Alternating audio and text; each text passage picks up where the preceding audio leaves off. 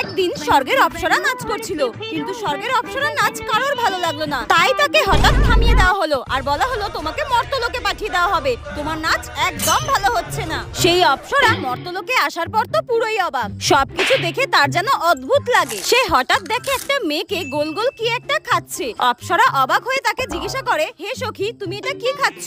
মেয়েটি অবাক হয়ে বলে, কেন, ফুচকা। ফুচকা? সেটা আবার কি?